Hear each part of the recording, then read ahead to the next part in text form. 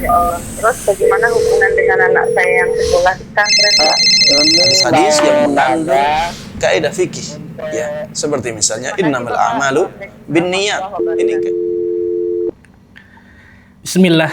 Assalamualaikum warahmatullahi wabarakatuh. Alhamdulillah hamdan katsiran thayyiban mubarakan fi kama yuhibbu rabbuna wa yarda. Wassalatu wassalamu ala Rasulillah wa ala alihi wa ashabihi wa man tabi'ahum bi ihsani ila yaumil amma ba'du. Islam a'azani ya Allah wa yakum, para pemirsa Fatwa TV dimanapun Anda berada. Alhamdulillah senang sekali di kesempatan yang berbahagia ini kami dapat menyapa Anda kembali di program live interaktif pembahasan tentang konsultasi Islam, dan program ini dipemateri oleh guru kita Ustadz Dr. Musyafa Ad-Darini hafizahullahu taala, di mana beliau adalah salah satu salah satu dosen STDI Imam Syafi'i Jember, Jawa Timur. Salawat dan salam semoga tercurahkan kepada suri tauladan kita Nabi Muhammad sallallahu alaihi wasallam beserta para keluarganya, para sahabatnya, juga para pengikutnya hingga akhir zaman nanti. Allahumma amin. Ikuti Islam azani ya Allah wa yakum, para pemirsa Fatwa TV dan para pendengar radio dimanapun Anda berada. Dan kami informasikan juga untuk live interaktif ini kami di-relay atau disiarkan juga oleh beberapa stasiun radio. Di antaranya ada Radio Bimbas Yogyakarta, Radio Sahabat Tegal, Radio Suara Madinah Caruban, kemudian Radio MD FM Probolinggo, Radio Hang FM Batam, Radio Amuba Pangkal Pinang, kemudian Radio Sago FM Sumatera Barat, Radio Gema FM Bontang, Radio Al-Hikmah Banyuwangi, kemudian Radio Albina AM Bekasi, Radio Tua FM Riau, Radio Dai Tengaran, dan Radio Mas FM Seragen. Kami ucapkan jazakumullahu khairan. Dan alhamdulillah telah terhubung bersama guru kita Al-Ustadz Dr. Musyafa Ad-Darini hafizahullahu taala langsung dari kediaman beliau di Jember, Jawa Timur. Sebelumnya kita sapa beliau. Assalamualaikum warahmatullahi wabarakatuh, Ustadz. Waalaikumsalam warahmatullahi wabarakatuh. Ahlan, Ustadz. Bagaimana kabar, Ustadz? Alhamdulillah, Ustadz. Alhamdulillah. Alhamdulillah. Alhamdulillah, Ustadz. Jazakallahu khairan, Ustadz, sudah menyempatkan waktu untuk bisa live pada hari ini, Ustadz. Jazakum khair. Barakallahu fikum. Barakallah. Ikuti Islam a'azani ya Allah wa yakum, kami mengajak Anda untuk berpartisipasi. Jika Anda ingin mengajukan pertanyaan khususnya tentang konsultasi Islam, Anda bisa menghubungi layanan telepon kami di 021 2123 2333, di 021 2123 2333, dan nomor telepon tersebut tertera di layar kaca Anda saat ini. Dan mari kita dengarkan nasihat pembuka dari guru kita Al-Ustadz Dr. Musyafa Ad-Darini hafizahullahu taala. Kepada Ustadz dipersilakan, falyatafaddal maskura ya Ustadz. Bismillahirrahmanirrahim. Assalamualaikum warahmatullahi wabarakatuh. Alhamdulillah wassalatu wassalamu ala Rasulillah wa ala alihi wa sahbihi wa ala amma ba'd. Jemaah sekalian rahimani wa rahimakumullah. Di hari-hari ini kita kembali digegerkan dengan menguatnya penyebaran COVID-19, dan banyak dari teman-teman kita, banyak dari saudara-saudara kita, bahkan ustadz-ustadz kita yang berguguran meninggal dunia karena wabah COVID-19 ini. Maka jemaah sekalian rahimani wa rahimakumullah, marilah kita meningkatkan kewaspadaan kita dalam menghadapi wabah ini, dan kita harus kembali mengetatkan protokol kesehatan untuk diri kita masing-masing, untuk keluarga kita, untuk anak-anak kita, untuk lingkungan sekitar kita. Di masjid-masjid, apabila saudara-saudara kita atau teman-teman kita atau kita sendiri masih bersemangat untuk ke masjid, maka ketatkan protokol kesehatan di masjid-masjid kita. Yang tadi asalnya softnya sudah rapat, ya, dan ingin agar softnya renggang, maka tidak ada masalah ya untuk menjaga keselamatan banyak kaum muslimin. Ya, ini sebagai usaha lahir yang juga diperintahkan oleh Allah dan Rasulnya. Jemaah sekalian rahimani wa rahimakumullah, apabila ada anjuran untuk memperbanyak tinggal di rumah, maka ikutilah anjuran tersebut. Sebisa mungkin kita berada di rumah kita. Anak-anak kita juga demikian. Coba kita bersabar, mungkin dalam sepekan yang akan datang, ya, dalam sepekan ini atau 2 pekan ini, kita sabarkan diri untuk berdiam di rumah kita masing-masing. Namun tentunya ada anggota keluarga yang harus keluar rumah karena dia punya tanggung jawab untuk mencari nafkah untuk keluarganya. Apabila memang terpaksa demikian, maka berusahalah untuk menjaga diri ketika di luar rumah. Seperti misalnya dengan membaca zikir-zikir yang bisa menyelamatkan atau menjaga diri kita dari bahaya-bahaya yang mengancam kita ketika di luar rumah. Seperti misalnya membaca zikir keluar rumah. Jangan sampai kita lupa. Agar Allah Subhanahu wa ta'ala menjaga keselamatan kita sampai kita kembali ke rumah. Bismillahi tawakkaltu 'ala Allah. La haula wala quwwata illa billah. Jangan sampai kita lupa membaca zikir ini ketika keluar rumah. Karena Rasulullah sallallahu alaihi wasallam dalam hadis yang sahih mengatakan apabila seseorang membaca zikir ini, maka dikatakan kepadanya, hudita wa kufita wa wuqit. Engkau telah diberikan petunjuk. Engkau telah dicukupi kebutuhan. Dan engkau telah dilindungi. Engkau dijaga. Sampai dia kembali ke rumah akan dijaga oleh Allah Subhanahu wa ta'ala. Zikir yang ringkas tapi manfaatnya sangat besar bagi kita yang keluar rumah. Kemudian ketika singgah di suatu tempat, jangan lupa untuk membaca zikir yang bisa menjadi penjaga kita di tempat tersebut dari semua mara bahaya. Yaitu zikir a'udzu bikalimatillahi tammati min syarri ma khalaq. A'udzu bikalimatillahi tammati min syarri ma khalaq. Dengan membaca zikir ini, maka Allah Subhanahu wa ta'ala akan menjaga kita di tempat tersebut. Allah akan menjaga kita ketika kita berada di tempat itu sampai kita meninggalkan tempat itu. Hal ini telah ditegaskan oleh Rasulullah sallallahu alaihi wasallam dalam hadis yang diriwayatkan oleh Imam Muslim. Kemudian jemaah sekalian rahimani wa rahimakumullah, ketika kita melihat atau mendengar, ya, ketika kita melihat ada orang yang terkena wabah ini, terpapar wabah ini, bacalah zikir yang dengan zikir tersebut Allah Subhanahu wa ta'ala akan menyelamatkan kita dari terkena musibah yang semisal dengan itu. Alhamdulillah alladzi afani mimma btalaka bihi wa faddalani ala katsirin mimman khalaqa tafdila. Namun kalau misalnya kita bingung karena harus mengubah-ubah kata ganti, karena kata ganti yang ada dalam hadis adalah kata ganti orang kedua dan hanya satu orang, ya, kata ganti tunggal untuk orang kedua, mimma btalaka bihi. Kalau kita ingin mengumumkan semuanya, ya, maka kita bisa menggantinya dengan dhamir jamak, ya, dhamir mukhatab yang jamak, kata ganti plural untuk orang yang kedua, ya, seperti assalamualaikum bisa kita sampaikan kepada wanita walaupun satu orang, bisa kita sampaikan kepada wanita 2 orang, bunyinya sama, assalamualaikum. Kalau untuk orang banyak laki-laki, assalamualaikum juga. Untuk 1 orang laki-laki, assalamualaikum juga. Untuk 2 orang laki-laki, assalamualaikum juga, dibolehkan. Maka kita bisa ganti dengan dhamir mukhatab yang jamak ini, yaitu dengan membaca alhamdulillah alladzi afani mimma btalakum bihi wa faddalani ala katsirin mimman khalaqa tafdila. Dengan doa ini para jemaah sekalian, Rasulullah sallallahu alaihi wasallam mengatakan bahwa apabila ada seseorang melihat orang lain tertimpa musibah kemudian membaca doa ini, maka Allah Subhanahu wa ta'ala akan menyelamatkannya dari musibah tersebut.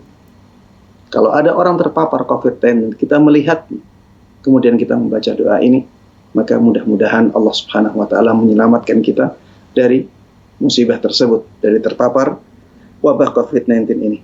Kemudian jemaah sekalian rahimani wa rahimakumullah, jangan lupa memperbanyak sedekah. Jangan lupa memperbanyak sedekah walaupun nominalnya sedikit, karena ini sangat tergantung dengan kemampuan kita. Mungkin kita hanya punya uang 10.000, kita bisa sedekahkan 1.000-nya. Ya, karena dengan bersedekah Allah Subhanahu wa taala akan menyelamatkan kita dari kematian yang buruk. Kalau sedekah bisa menyelamatkan kita dari kematian yang buruk, maka insya Allah sedekah bisa menyelamatkan kita dari musibah yang lebih ringan daripada kematian yang buruk itu. Misalnya terpapar COVID-19. Dan kita berharap dengan sedekah tersebut mudah-mudahan Allah Subhanahu wa taala menyelamatkan kita dari musibah-musibah. Ya, perbanyak sedekah, terutama di zaman-zaman seperti ini, di zaman di mana banyak orang mereka kesusahan, mereka kekurangan. Berikan kepada mereka walaupun sedikit, tapi itu berarti untuk mereka. Ya. Dan itu juga akan sangat berarti untuk kita karena bisa menjadi sebab selamatnya diri kita dan juga menjadi sebab dapatnya kita pahala yang agung dari Allah Subhanahu wa taala. Kemudian jamaah sekalian rahimani wa rahimakumullah, di antara yang penting sekali untuk kita perhatikan di hari-hari ini adalah membaca 3 surat terakhir dari Al-Quran di setiap pagi dan setiap sore sebanyak 3 kali.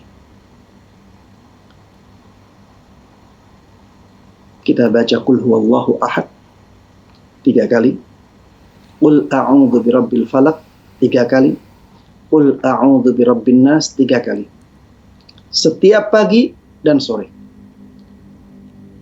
Kata Rasulullah sallallahu alaihi wasallam, barang siapa yang membaca surat Al-Ikhlas, Al-Mu'awwidhatain dan An-Nas, ya, Al-Mu'awwidhatain maksudnya Al-Falaq dan An-Nas di saat pagi dan sore sebanyak 3 kali, maka itu akan melindunginya dari segala sesuatu. Itu akan melindunginya dari segala bahaya. Maka jemaah sekalian rahimani wa rahimakumullah, mari kita benar-benar kuatkan usaha kita untuk menjaga diri kita. Karena banyak orang-orang yang membutuhkan kita. Apalagi ya ustadz-ustadz ya. Apalagi teman-teman yang banyak dibutuhkan oleh keluarganya. Banyak dibutuhkan oleh masyarakatnya. Teman-teman yang sudah ngaji, sayang kalau mereka menjadi korban wabah COVID-19 ini, padahal umat masih sangat membutuhkan mereka. Jemaah sekalian rahimani wa rahimakumullah. Kemudian ketika kita sudah berusaha dengan usaha-usaha tadi, jangan lupa ya banyak berdoa kepada Allah Subhanahu wa taala. Mudah-mudahan Allah menyelamatkan diri kita dari wabah ini. Allah yang menimpakan wabah ini, dan Allah sangat berkuasa untuk menyelamatkan kita dari terpapar wabah ini, dan itu sangat mudah bagi Allah Subhanahu wa taala. Allah Maha Kuat, Allah Maha berkuasa atas segala sesuatu. Jamaah sekalian rahimani wa rahimakumullah, terakhir bertawakallah kepada Allah. Serahkan semuanya kepada Allah, tidak usah terlalu panik. Tidak usah terlalu takut. La yukallifullahu nafsan illa wus'aha. Allah tidak akan membebani seseorang kecuali sesuai dengan kemampuannya. Allah menimpakan wabah ini, itu menunjukkan bahwa kita mampu melawan wabah ini. Mampu menghadapi wabah ini dengan baik. Ya, selama kita berusaha dengan sebaik-baiknya, Allah Subhanahu wa taala akan memberikan hasil yang lebih baik dari usaha kita. Ya, demikian, mudah-mudahan yang sedikit ini bermanfaat ya, dan mudah-mudahan Allah Subhanahu wa taala menyelamatkan kita dari wabah ini, dan mudah-mudahan teman-teman kita, saudara-saudara kita yang sudah terpapar wabah ini, mudah-mudahan mereka diberikan kesembuhan yang segera dan sempurna oleh Allah Subhanahu wa taala. Amin amin ya rabbal alamin. Sallallahu wasallam wa baraka ala nabiyina Muhammadin wa ala alihi wa sahbihi wa man tabi'ahum bi ihsan ila yaumiddin. Alhamdulillahirabbil alamin. Nah, Ustaz, jazakallahu khairan wa barakallahu fikum atas nasihat yang sangat bermanfaat sekali. Kota Islam pemirsa Fiti, demikianlah nasihat pembuka dari Al-Ustaz Dr. Musya Fadir ini. Semoga Allah Ta'ala senantiasa menjaga kaum muslimin dari mara bahaya. Dan alhamdulillah sudah ada penelpon yang sudah masuk, kita angkat dahulu Ustaz. Assalamualaikum Fatwa TV. Waalaikumsalam warahmatullahi wabarakatuh. Iya, Ibu Rahma di Jakarta. Silakan Ibu. Assalamualaikum Ustaz. Waalaikumsalam warahmatullahi wabarakatuh. Mudah-mudahan Ustaz dan keluarga kita semua dilindungi dari COVID ini Ustaz ya. Amin. Amin. Ustaz, ini saya mau nanya Ustaz, ini kan sebentar lagi ya, kira-kira 10 hari 12 hari kan bulan haji ya Ustaz ya, Dzulhijjah ya. Itu amalan yang saya tahu benar apa enggak ini Ustaz.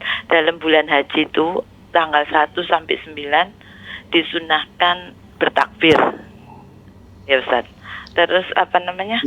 Disunahkan puasa di tanggal 1 sampai tanggal 9 ya Ustaz. Terus yang kedua lagi apa benar takbir yang seperti ini Ustaz? Seperti takbiran gitu, dari tanggal 1 sampai tanggal 9 itu. Sama puasa yang 9 hari itu. Ya. Ya, cukup Ibu. Ya, cukup. Syukron. Jazakallah khairan. Assalamualaikum. Waalaikumsalam warahmatullahi wabarakatuh. Nah, Ustaz, tafadhol. Iya. Jamaah sekalian rahimani wa rahimakumullah, ada hadis yang menjelaskan jawaban dari pertanyaan ini, yaitu hadis Nabi Muhammad SAW yang sangat masyhur, "Ma min ayyamin al-'amalu fihinna ahabbu ila Allah min hadhihi al-ayyam, yani al-'ashr." Qila walal jihadu fi sabilillah, qal walal jihadu fi sabilillah. Yang intinya tidak ada hari yang amalan ketaatan di dalamnya lebih dicintai oleh Allah Subhanahu wa Ta'ala melebihi hari-hari ini. Yang dimaksud beliau adalah 9 hari pertama bulan Dzulhijjah. Amalan yang dilakukan di 9 hari pertama bulan Dzulhijjah itu adalah amalan-amalan yang paling dicintai oleh Allah Subhanahu wa Ta'ala. Saya ulangi, amalan-amalan ketaatan yang dilakukan oleh seseorang di 9 hari pertama bulan Dzulhijjah itu menjadi amalan yang paling dicintai oleh Allah Subhanahu wa Ta'ala. Ketika mendengar penjelasan ini, para sahabat Nabi Muhammad SAW sampai bertanya kepada beliau, "Wahai Rasulullah sallallahu alaihi wasallam, walaupun amalan tersebut yang dilakukan di waktu lain itu adalah amalan berjihad di jalan Allah, amalan berperang, mempertaruhkan jiwa raga di jalan Allah Subhanahu wa Ta'ala." Kata Rasulullah sallallahu alaihi wasallam, "Walal jihadu fi sabilillah." Walaupun amalan yang dilakukan di waktu lain itu berupa jihad fi sabilillah. Kemudian Rasulullah SAW mengecualikan, kecuali apabila orang tersebut keluar dari rumahnya dengan hartanya, dengan jiwanya, kemudian dia perang, setelah itu dia tidak kembali sama sekali, meninggal di medan pertempuran itu. Itulah amalan yang derajatnya lebih tinggi daripada amalan-amalan yang dilakukan di 9 hari pertama bulan Dzulhijjah. Ya. Jadi seperti takbiran, ya, ini amalan ibadah, maka sangat dianjurkan di 10 hari pertama bulan Dzulhijjah atau 9 hari pertama bulan Dzulhijjah. Begitu pula dengan puasa. Puasa juga disunnahkan di 9 hari pertama bulan Dzulhijjah atau ya di bahasa para ulama 10 hari pertama bulan Dzulhijjah. Sebenarnya 9 hari ya. Jadi disebut 10 hari karena memang di dalam hadisnya 10 hari. Tapi itu pengglobalan, ya, pengglobalan. Sebenarnya yang hakiki adalah 9 harinya. Karena di hari ke-10 itu adalah hari Aid. Di sana kita tidak boleh berpuasa, ya. Adapun di 9 hari pertama bulan Dzulhijjah, benar-benar semua amalan kebaikan itu lebih dicintai oleh Allah Subhanahu wa Ta'ala daripada amalan kebaikan yang dilakukan di waktu yang lainnya. Kemudian pertanyaan yang juga disampaikan tadi, apakah takbirannya sama dengan takbiran yang dikumandangkan di hari raya Idul Fitri, ya, Allahu Akbar, la ilaha illallah, Allahu Akbar, walillahil hamd. Apakah sama? Jawabannya sebenarnya, ya, membaca takbir itu bisa dengan bacaan takbir apapun. Kalau kita misalnya mengatakan Allahu Akbar, Allahu Akbar, Allahu Akbar, Allahu Akbar, Allahu Akbar, Allahu Akbar, itu juga namanya takbir. Tidak ada masalah. Tapi memang yang sering diulang-ulang oleh para sahabat, oleh Rasulullah SAW dahulu adalah takbiran yang masyhur tersebut. Allahu Akbar, la ilaha illallah, Allahu Akbar, walillahil hamd. Ya. Jadi kalau kita ingin memperbanyak takbiran yang ma'thur, yang ada sanadnya dari Nabi dan para sahabat Rasul, para sahabat Nabi alaihi salatu wassalam, maka itu yang lebih afdal, ya. Untuk hari pertama sampai hari ke-9. Sampai hari ke-9 takbirnya mutlak, ya, kapanpun waktunya disunahkan untuk takbiran, ya. Adapun untuk hari ke-10, ya, ketika hari raya sampai akhir hari tasyrik, ya, maka disunahkan takbir tambahan lagi, yaitu takbir yang muqayyad. Di setiap selesai sholat fardu disunahkan untuk membaca takbir juga. Demikian, Allah Ta'ala alam. Bisa jazakallahu khairan wa barakallahu fikum atas jawabannya. Demikian Ibu Rahma di Jakarta, ya. Semoga bermanfaat jawabannya. Dan ini kita angkat kembali pertanyaan via telepon sudah masuk. Assalamualaikum Fatwa TV. Silakan. Halo, assalamualaikum. Waalaikumsalam warahmatullahi wabarakatuh. Dengan Bapak Umar di Jambi, Bapak, ya? Iya, dengan Bapak Umar dari Jambi nih, Pak. Ya, silakan Bapak pertanyaannya. Ya. Terima kasih. Assalamualaikum Pak Ustadz. Waalaikumsalam warahmatullahi wabarakatuh. Ya, silakan Bapak. Ya, saya ingin bertanya seputar salat Jumat begini, Pak. Apakah sehabis salat Jumat itu setelah salam itu zikirnya itu sama dengan zikir selepas salat fardu pada umumnya begitu, Pak? Karena di lingkungan kami ini setiap habis salat Jumat itu zikirnya itu ada seperti membaca Al-Fatihah yang dikirimkan untuk para ahli kubur dan sebagainya itu, Pak. Nah, itu bagaimana itu, Pak? Itu, Pak, yang sesuai dengan sunnahnya itu seperti apa, begitu saja, Pak. Terima kasih. Ya, terima kasih Bapak Umar sudah menelpon di Fatwa TV. Silakan Ustaz. Baik, jemaah sekalian rahimani wa rahimakumullah, ya, salat Jum'ah itu adalah pengganti salat zuhur. Makanya kalau kita sudah melaksanakan sholat Jum'ah, kita tidak disyariatkan melaksanakan sholat zuhur. Kalau misalnya di hari Jumat kita tidak bisa sholat Jum'ah, maka kita diwajibkan untuk sholat zuhur.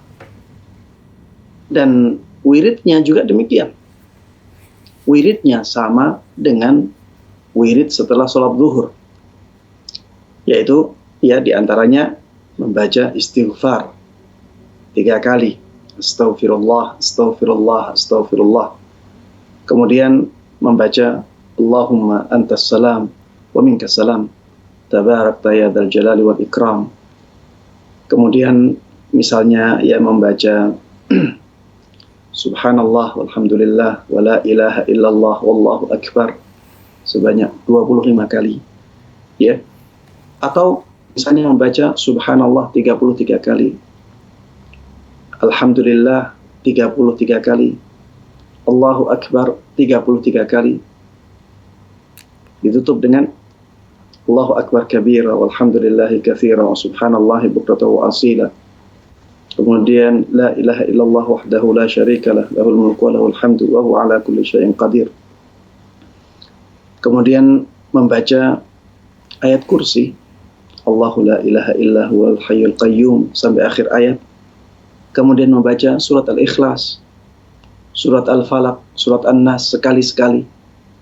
Ini di antara zikir-zikir yang disyariatkan setelah sholat zuhur. Maka zikir-zikir itu juga disyariatkan setelah sholat Jum'ah.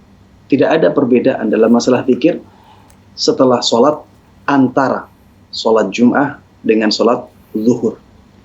Adapun tadi yang biasa dilakukan di daerahnya Bapak penanya, ya, yaitu dengan membaca Al-Fatihah beberapa kali, kemudian dihadiahkan pahalanya kepada ahli kubur, maka wallahu ta'ala alam, ya ini bukanlah tuntunan Nabi kita Muhammad sallallahu alaihi wasallam, karena memang tidak ada dalilnya.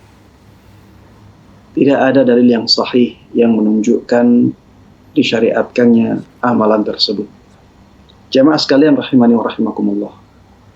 Dalam masalah amalan ibadah, maka pada asalnya tidak dibolehkan di dalam syariat, kecuali ada dalil yang mensyariatkannya. Dan ini berkebalikan dengan masalah duniawi.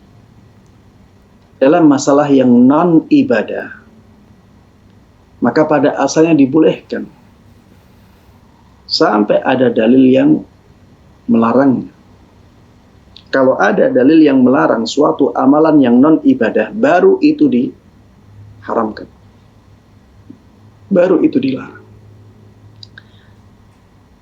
Maka pada asalnya amalan-amalan yang non-ibadah itu dibolehkan. Kalau ada dalil yang melarang, baru dilarang. Sebaliknya dalam masalah ibadah, kalau ibadah tidak ada dalilnya, maka tidak dibolehkan. Tapi kalau ada dalilnya, baru dibolehkan. Dan kaidah ini sudah dijelaskan oleh para ulama dari zaman dulu. Al-Hafidh Ibnu Hajar Al-Asqalani rahimahullahu ta'ala, Amirul Mu'minina fil Hadith, ya, beliau sudah menjelaskan kaidah ini. Al-aslu fil ibadati at-tawaqquf, ya, pada asalnya ibadah-ibadah itu tidak dibolehkan. Maksudnya kita harus berhenti adalah tidak dibolehkan. Kita tidak boleh melangkah kecuali ada dalil yang membolehkannya. Kemudian jemaah sekalian rahimani wa rahimakumullah, membaca Al-Quran kemudian dihadiahkan pahalanya kepada mayit, ini juga tidak pernah dilakukan oleh Rasulullah Sallallahu Alaihi Wasallam sekalipun Rasulullah Sallallahu Alaihi Wasallam dalam hidupnya, beliau tidak pernah menghadiahkan pahala bacaan Al-Qur'annya kepada mayit. Silahkan diteliti. Datangkan kepada kami riwayat yang menjelaskan masalah ini. Tidak ada sama sekali. Begitu pula di zaman sahabat Nabi Muhammad SAW, tidak ada satupun riwayat yang sahih yang menunjukkan bahwa ada dari sahabat Nabi Muhammad SAW yang membaca Al-Quran kemudian menghadiahkan pahala bacaan Al-Qurannya kepada mayit. Dan ini menunjukkan tidak adanya amalan ini di zaman Nabi maupun di zaman para sahabat. Kalau ada, maka harusnya ada riwayat itu. Bayangkan getaran jenggotnya Rasulullah Sallallahu Alaihi Wasallam ketika membaca Al-Quran di dalam sholatnya saja disampaikan kepada kita. Bayangkan Rasulullah Sallallahu Alaihi Wasallam pernah membawa kayu. Kemudian beliau goyang-goyangkan kayu itu ketika beliau akan menjelaskan, akan memberikan mau'idhah kepada para sahabat. Goyangan kayunya ini dijelaskan oleh sahabat. Bagaimana dengan amalan menghadiahkan pahala bacaan Al-Quran kepada mayit? Harusnya kalau Rasulullah Shallallahu Alaihi Wasallam pernah melakukannya dan beliau menjadi imam untuk para sahabatnya dan para sahabatnya juga melakukannya, harusnya ada satu riwayat saja. Datangkan satu riwayat, itu ternyata tidak ada. Silahkan diteliti, ya. Dan kita harus jujur dalam masalah ini. Ustadz, kan ada ulama yang mengatakan sampai, Ustadz. Maka jawabannya iya, kami tidak mengingkari adanya pendapat itu. Tapi bukankah di sana ada banyak ulama yang mengatakan tidak sampai? Kenapa kita tidak melihat sisi ini juga? Ketika kita lihat dua sisi, ada ulama yang mengatakan sampai, ada ulama yang mengatakan tidak sampai, maka kita harusnya jujur, kita harusnya objektif, kita harusnya adil. Ayo kita kembalikan ke zaman Nabi dan para sahabat. Mana di antara dua pendapat ini yang dulu dipraktekkan oleh Nabi kita Muhammad sallallahu alaihi wasallam dan para sahabat? Bukankah itu menjadi penguat? Bukankah itu bisa menjadi penguat untuk pendapat para ulama atau pendapat salah satu dari dua pendapat ini? Yang dipraktekkan oleh Nabi kita Muhammad sallallahu alaihi wasallam dan yang dipraktekkan oleh para sahabat, harusnya itu yang kita lakukan. Dan ternyata memang imam kita, Imam Syafi'i rahimahullahu ta'ala, memilih pendapat ini. Bahwa bacaan Al-Quran dan bacaan yang lainnya, zikir-zikir, pahalanya tidak bisa dihadiahkan kepada ahli kubur. Dan beliau berdalil dengan ayat di dalam Al-Quran, wa allaysa lil insani illa ma sa'a. Bahwa sesungguhnya seseorang tidak bisa mendapatkan pahala kecuali dari apa yang dia usahakan. Yang membaca Al-Quran orang lain, maka yang mendapat pahalanya orang lain tersebut. Hal tujzauna illa ma kuntum ta'malun. Ya, di dalam ayat yang disebutkan, bukankah kalian tidak diberikan balasan kecuali dari apa yang pernah kalian lakukan? Ya, jemaah sekalian rahimani wa rahimakumullah. Ya, ini jawaban pertanyaan tadi, ya. Saya panjang lebarkan karena memang keadaan ini banyak terjadi di masyarakat, ya. Kita harus objektif dan kita pilih pendapat yang lebih sesuai dengan praktek Nabi dan para sahabat beliau. Wallahu ta'ala a'lam. Ustaz, jazakallahu khairan wa barakallahu fikum atas jawabannya. Demikian Bapak Umar di Jambi, semoga bermanfaat jawabannya. Dan kita angkat kembali pertanyaan via telepon yang sudah masuk. Assalamualaikum Fatwa TV. Assalamualaikum. Waalaikumsalam warahmatullahi wabarakatuh. Assalam. Ya, dengan Abu Adi di Bekasi, silakan. Ya, Assalamualaikum Ustaz. Waalaikumsalam warahmatullahi wabarakatuh. Ya, silakan.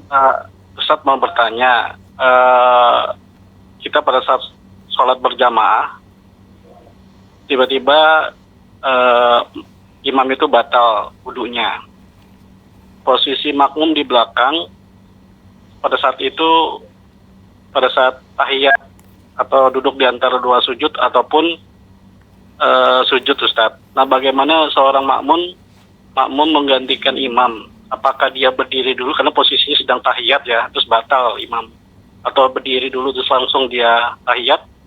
Bagaimana dengan sujud menggantikan imam gitu loh? Itu seperti apa, Ustaz, pergerakan makmum untuk menggantikan imamnya? Mohon penjelasan, Ustaz. Ya, imam dalam keadaan duduk tahiyat atau dalam keadaan sujud?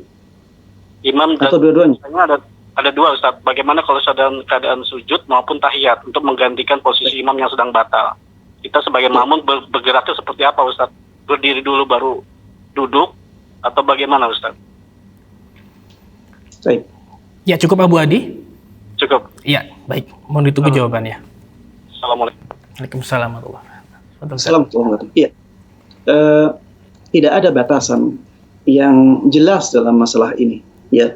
Sehingga ketika tidak ada batasan, berarti kita sebenarnya punya kebebasan untuk melakukan, ya, apa yang mudah bagi kita untuk sampai ke tempat imam tersebut dan menggantikan imam itu. Apakah kalau kita berdiri kemudian langsung duduk tidak ada masalah? Jawabannya tidak ada masalah. Ya, Ustadz, ini kan gerakan banyak. Ya, mungkin beberapa langkah ke depan. atau mungkin dari belakang,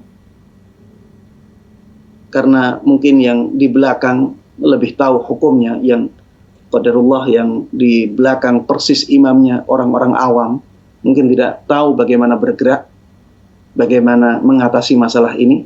Akhirnya ada yang alim yang di belakang yang akhirnya maju untuk menggantikan imamnya. Dan ini akan membutuhkan banyak gerakan.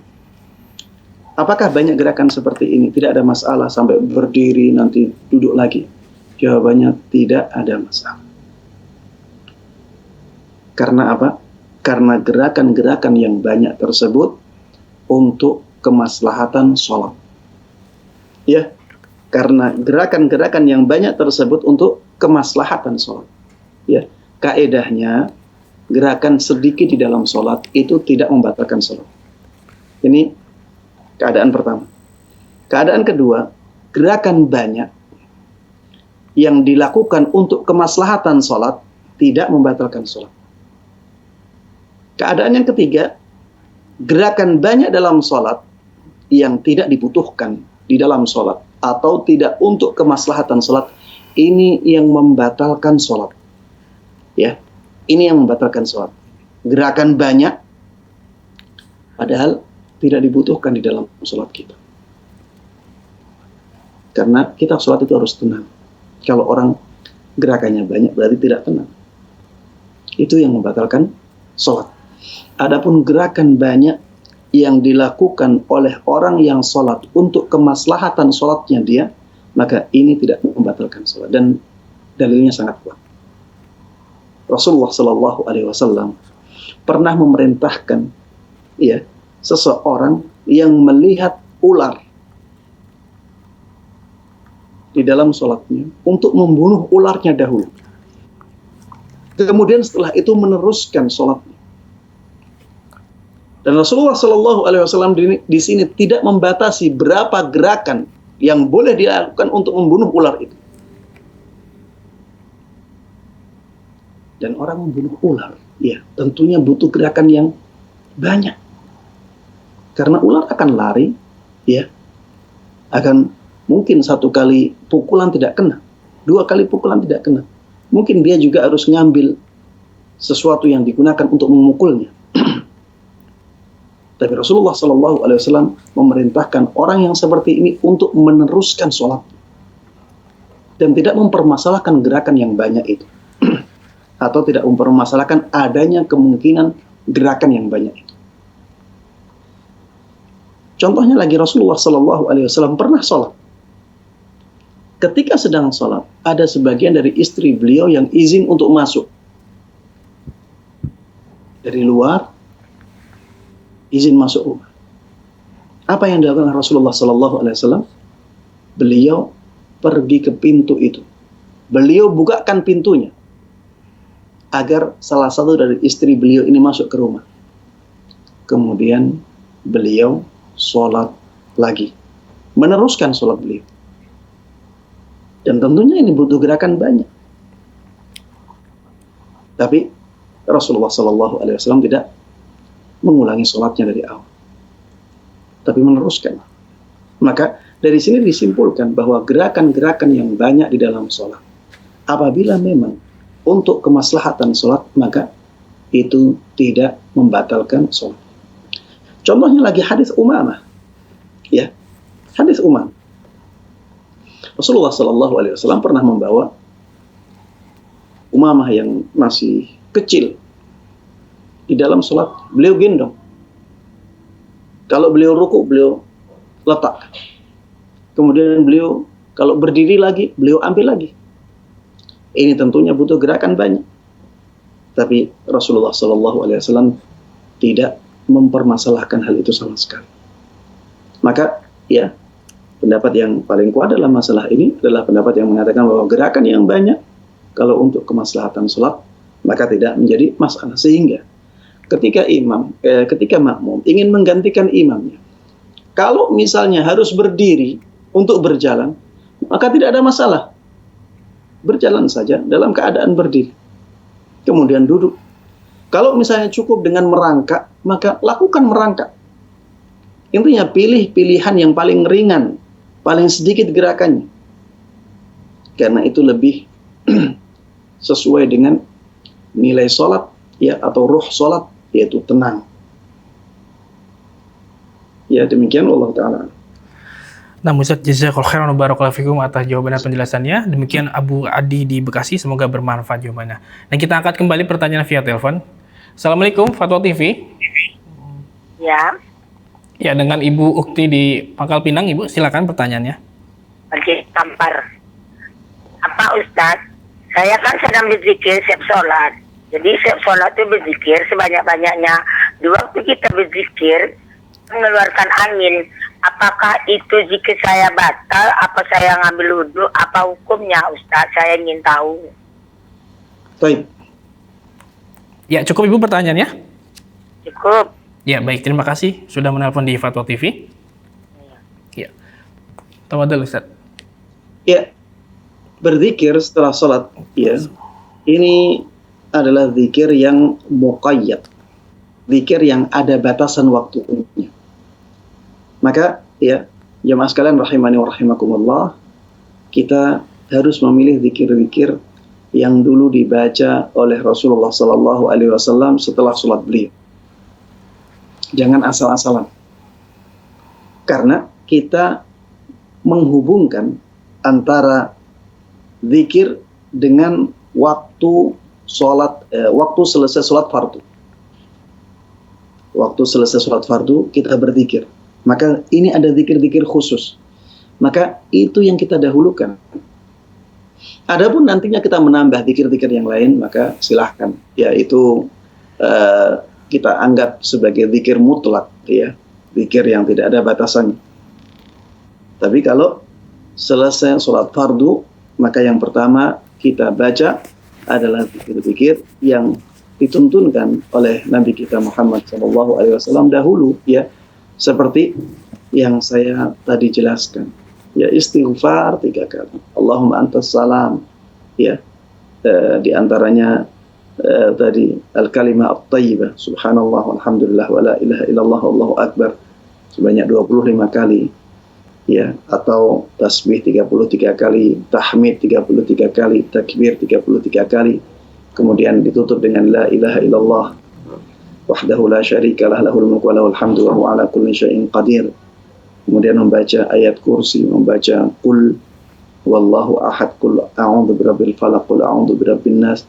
Masih ada zikir-zikir yang lain yang memang diriwayatkan dari Nabi kita Muhammad SAW untuk dibaca setelah sholat fardu.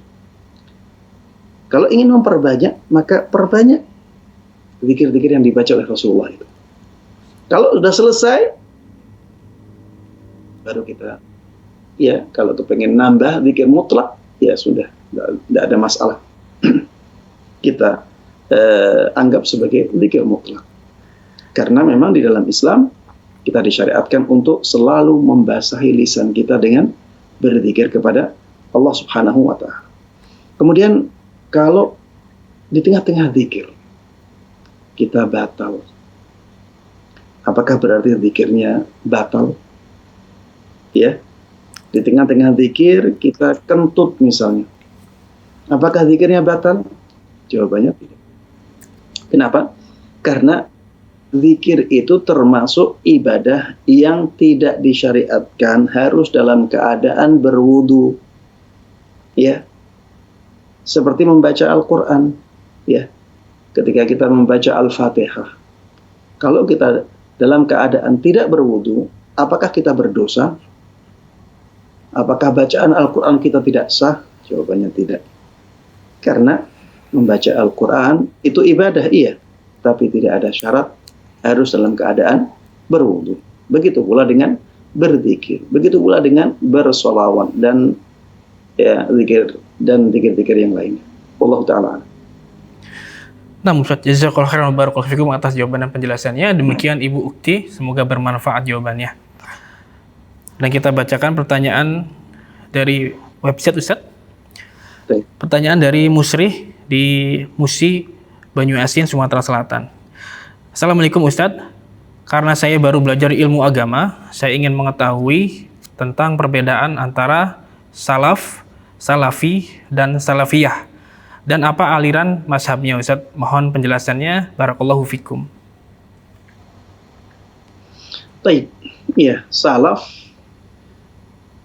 itu ada pengertian bahasanya, ada pengertian istilah. Ya. Salaf dalam bahasa artinya adalah seseorang yang mendahului kita.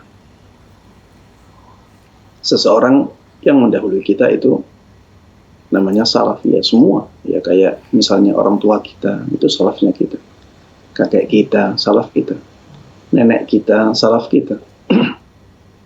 Ada kakak, kita punya kakak, ya bisa kita katakan salaf. Semua yang mendahului kita itu bisa disebut sebagai salaf dari sisi bahasa. Dari sisi istilah, ya istilah ulama-ulama ahli akidah, ya salaf adalah generasi sahabat. Ada perbedaan pendapat di kalangan mereka. Ada yang mengatakan salaf itu generasi sahabat saja. Itulah generasi salaf. Ada yang mengatakan generasi salaf itu 3 generasi awal. 3 generasi awal Islam. Ya, yaitu sahabat, tabi'in, dan tabi'ut tabi'in. Itulah generasi salaf. Namun dua pendapat ini atau adanya perbedaan ini tidak terlalu bermasalah, ya. Tidak terlalu bermasalah. Dikatakan salaf itu sahabat atau dikatakan salaf itu 3 generasi pertama dalam Islam, maka konsekuensinya sama. Konsekuensinya sama. Bahwa merekalah orang-orang yang paling baik apabila dibandingkan dengan orang-orang setelahnya. Ya. Kata Rasulullah sallallahu alaihi wasallam, khairun nas qarni, thumma alladziina yalunahum, thumma alladziina yalunahum. Manusia yang paling baik itu adalah manusia-manusia yang ada di generasiku. Kemudian setelah itu generasi yang setelahnya. Kemudian setelah itu generasi yang setelahnya lagi. Berarti sahabat, tabi'in, dan tabi'ut tabi'in. Mereka generasi yang paling baik dari sisi agama apabila dibandingkan dengan generasi-generasi setelahnya. Baik, itulah salaf.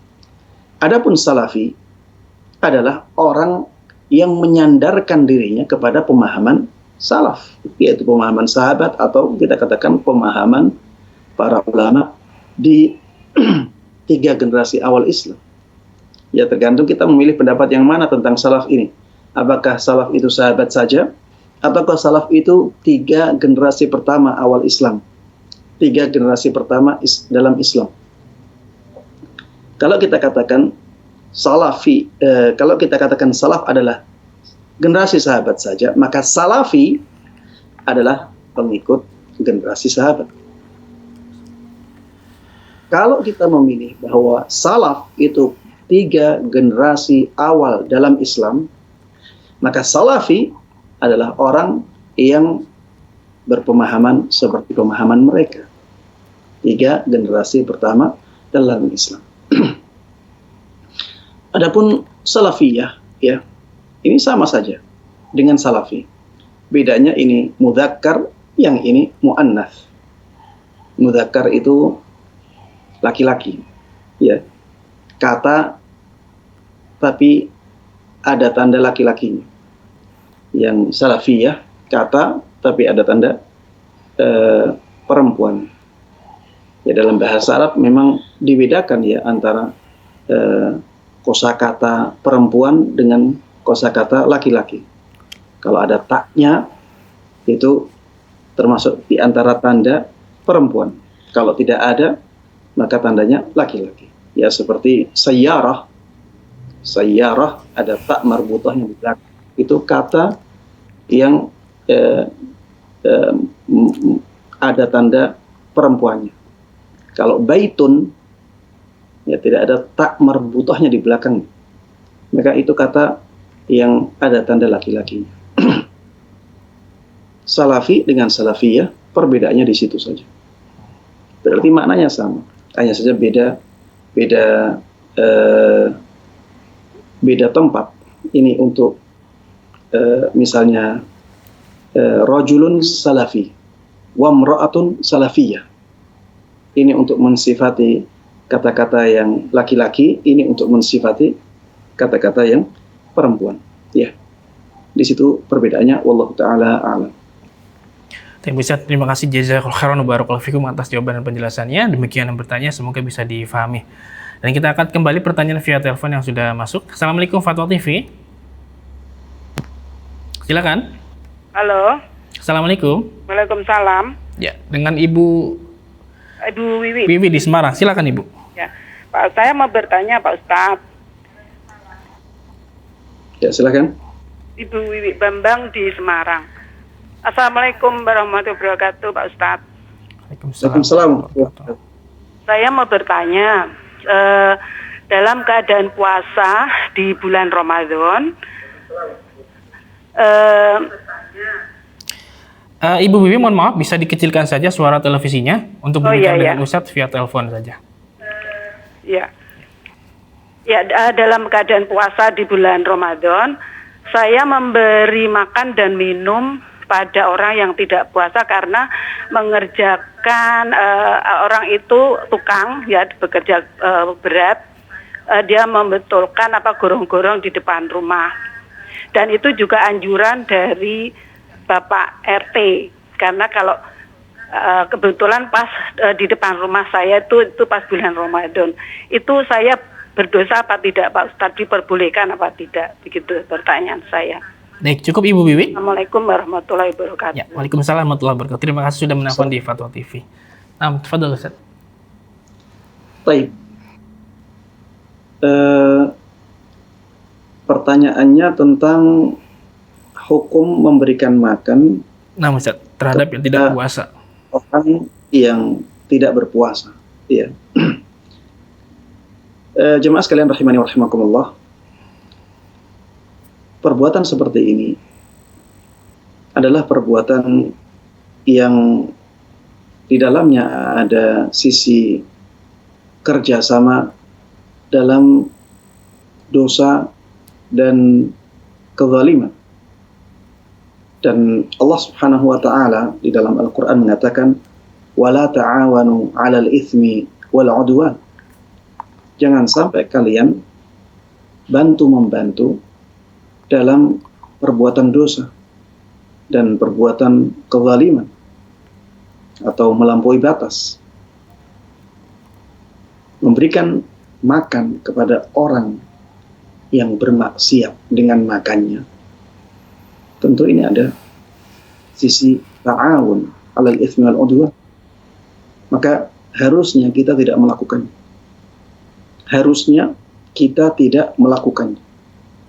Kalau misalnya itu anjuran Pak RT, ya, itu kan anjuran saja, bukan keharusan. Kalau Pak RT mengharuskan pun, dan kita bisa menghindar, maka itu lebih baik. Ya, itu yang harus kita pilih. Karena Rasulullah Shallallahu Alaihi Wasallam dulu telah menyabdakan la ta'ata li makhluqin fi ma'siyatil khaliq. Tidak boleh kita taat kepada makhluk apabila dalam rangka melakukan kemaksiatan kepada sang khaliq. Kalaupun Pak RT memaksa kita atau mengharuskan kita, dan kita bisa menghindar tanpa ada mudarat yang besar kepada kita, maka kita diwajibkan untuk tidak melakukannya. Tapi kalau misalnya kita dipaksa, kalau tidak melakukannya, maka kita ada hukumannya, ada ancamannya. Maka kita bisa melakukan hal tersebut. Kita bisa melakukan hal tersebut ya sebagai sarana untuk memilih mudarat yang lebih ringan. Ya, sebagai cara untuk memilih mudarat yang lebih ringan. Kita dipaksa, kalau kita tidak melakukannya, maka nanti ada mudarat yang lebih besar yang menimpa kita. Maka bagaimana lagi? Kita memilih mudarat yang lebih ringan. Dan ana melihat ya dalam kehidupan nyata sebenarnya mereka bisa memahami orang-orang yang ingin menjalankan syariat dengan baik. Asalkan kita mau menjelaskan kepada mereka dengan baik. Misalnya kita katakan, saya tidak mau kalau ngasih makan dan minum karena ini bulan puasa. Kecuali mereka orang-orang yang memang tidak punya kewajiban untuk berpuasa. Seperti misalnya mereka didatangkan dari tempat yang jauh, ya. Mereka orang-orang musafir dan diperintahkan untuk bekerja di situ. Tidak ada masalah mereka tidak puasa karena ada udzur. Atau misalnya orang-orang tersebut adalah orang-orang non-muslim misalnya. Orang-orang di luar Islam. Kita tahu mereka non-muslim. Tidak ada masalah kita ngasih ke mereka makanan di hari puasa di bulan Ramadan. Karena memang mereka tidak puasa pada asalnya. Kita kasih mereka makan, kita tidak kasih mereka makan, mereka pun memang tidak puasa. Ya, mereka kerja, mereka tidak kerja pada hari Ramadan, mereka tidak akan puasa. Makanya kalau yang bekerja orang-orang muslim yang mereka punya kewajiban untuk berpuasa, kita tidak boleh memberikan mereka makan dan minum. Berikan pengertian kepada mereka dan coba ganti. Misalnya ganti dengan uang. Saya kalau suruh kasih makan dan minum, saya nggak mau. Kalau mau butuh bayaran, saya kasih bayaran uang. Tidak ada masalah. Nanti uangnya dipakai untuk makan dan minum, itu urusan mereka. Ya, itu urusan mereka. Bukan urusan orang yang ngasih uang tersebut. Ya, itu solusi-solusi yang bisa kita lakukan ya dengan memberikan uang misalnya, atau tidak memberikan sama sekali tapi memberikan pengertian kepada Pak RT-nya. Ya, demikian. Wallahu ta'ala a'lam. Nah, Ustaz, syukron jazakallahu khairan wa barakallahu fikum atas jawaban dan penjelasannya. Demikian yang bertanya, semoga bisa difahami. Dan pertanyaan tersebut adalah pertanyaan terakhir di kesempatan kali ini, Ustaz. Alhamdulillah, terima kasih jazakallahu khairan atas waktunya, Ustaz. Alhamdulillah. Wa jazakum khairan wa baraka fikum. Fik barakallah. Kata Islam azani ya Allah wa yakum. Demikian live interaktif pada hari ini. Semoga apa yang disampaikan Ustaz bisa bermanfaat dan kita bisa mengambil faedahnya.